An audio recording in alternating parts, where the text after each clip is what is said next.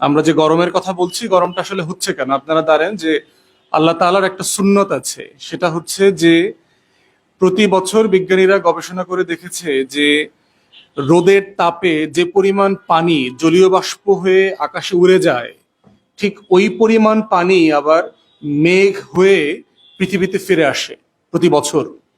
এটাই হচ্ছে সুন্নাত, এভাবেই চলে আসছে।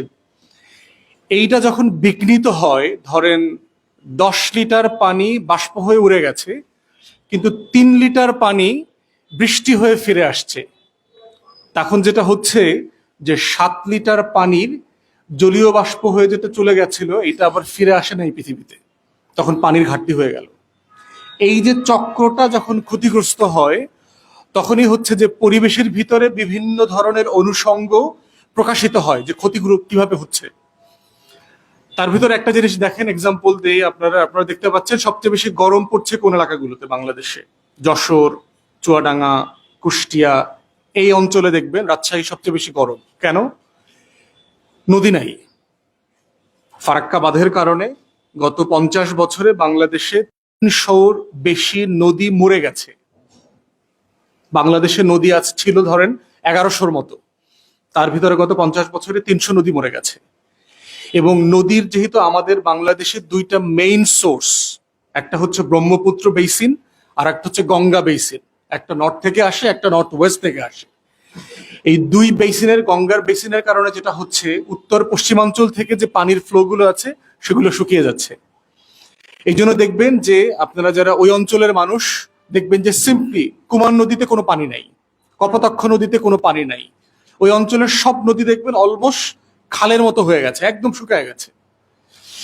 দ্বিতীয় যেটা হচ্ছে, হিমালয়ের পাদদেশের যে উত্তর অঞ্চল আছে ভারতের, সেখানে দেখবেন তাপমাত্রা কম্পারেটিভলি সবসময় বেশি থাকে। কারণ হচ্ছে আপনারা এই সামার সিজনে দেখবেন, এই যে এখন শুরু হচ্ছে, ইটের ভাটা চলবে। এবং ইন্ডিয়াতে যেটা করে, পানির অভাব এবং তাদের কিছু ধর্মবিশ্বাস, কুসংস্কার আছে, এই কারণে তারা যেটা করে, ইয়েতে আপনার ধানের এবং গমের ক্ষেতের যে গোড়াটা, এগুলো তারা পুড়ে ফেলে। বাংলাদেশের কৃষক যেটা করে, সে ধান নতুন করে চাষ করবার আগে পানি দেয়। পানি দিলে যেটা হয়, ধানের যে গোড়াটা থাকে খেতে, এটা 2-3 দিনের ভিতরে পচে যায়।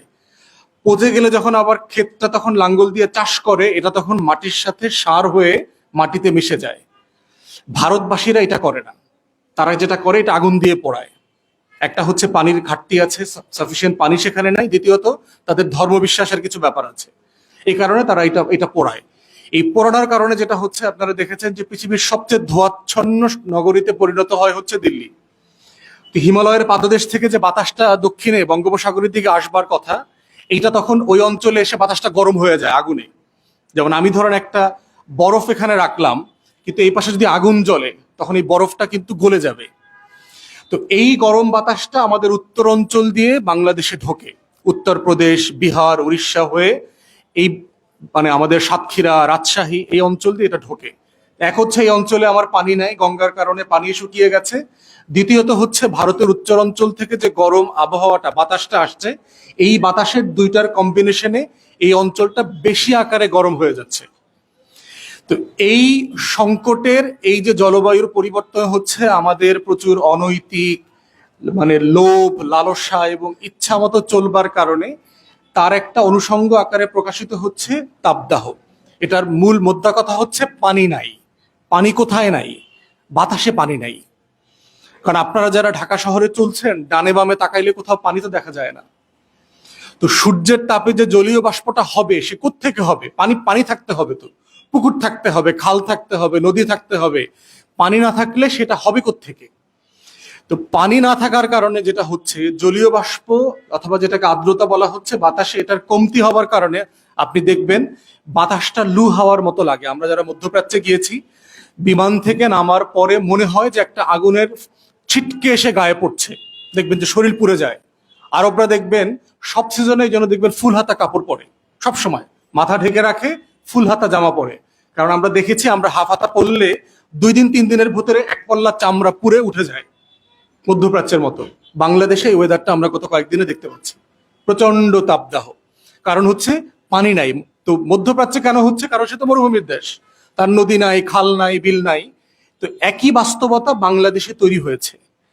এই তৈরি হওয়ার সংকট যেটা হচ্ছে, রোদের তাপে জলীয় বাষ্প হওয়ার মতো পানি না থাকার কারণে এটা আমার আপনার গায়ে লাগতেছে, সে শরীর থেকে শুষে নিচ্ছে।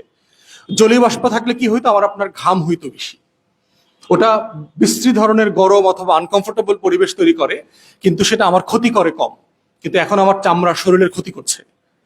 তো এই বাস্তবতাতে হচ্ছে যে আমার পরিবেশের যে ভারসাম্যটা নষ্ট হয়ে যাচ্ছে, দুনিয়াতে নষ্ট হচ্ছে এবং আমার দেশে নষ্ট হচ্ছে, তার একটা ছোট্ট অনুষঙ্গ হচ্ছে এই তাপদাহ।